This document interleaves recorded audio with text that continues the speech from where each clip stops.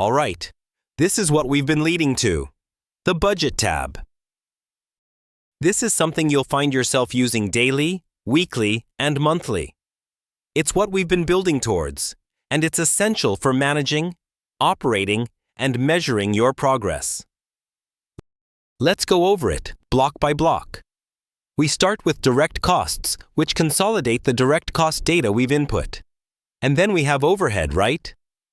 Next, we have all the overhead data. Here's our monthly budget, broken down department by department. And here's our daily budget, organized the same way. And of course, here's our weekly budget. We're breaking it down monthly, daily, weekly, based on the data we put in and the seasonality. So focusing on direct costs. We're pulling in total sales, and we need to watch for any subs and finance fees closely. We've got labor and materials to consider as well. All consolidated nicely, along with sales expenses. And don't forget about the commissions. Any other direct costs will be shown here, giving us our total direct costs. It'll also show us our gross profit target. A 50% gross target is a decent standard. Of course, the higher the better. Now, let's shift to our overhead. Just like on the P&L, we see direct costs at the top, followed by our overhead expenses. This includes admin wages.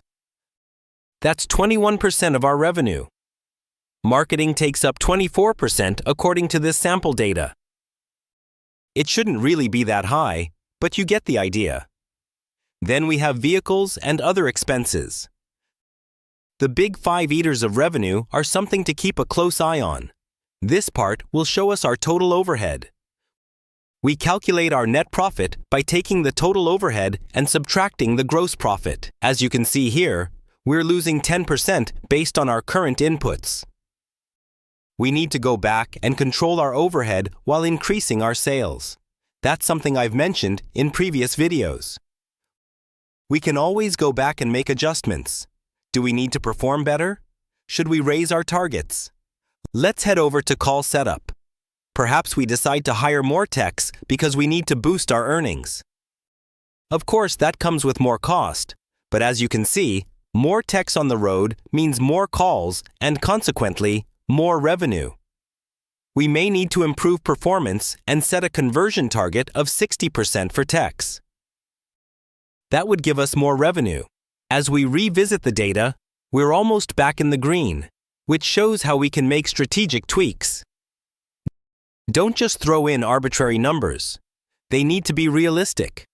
This demonstrates how we can fine-tune things, and that's what I wanted to highlight. Focus on the functionality here rather than the sample data.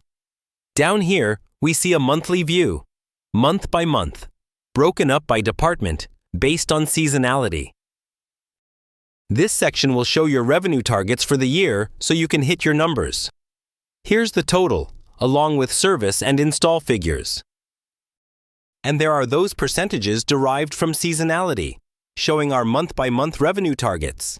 If we miss a month, we should aim to roll it into the next month or devise a plan to recover that missed revenue. Next is the daily breakdown. For instance, in January, we need $9,050 in revenue per day, and in February, $8,543. Again, everything is tied to seasonality and tailored month-by-month budgets based on it. Over here, you'll notice an addition I made to my sheet last year.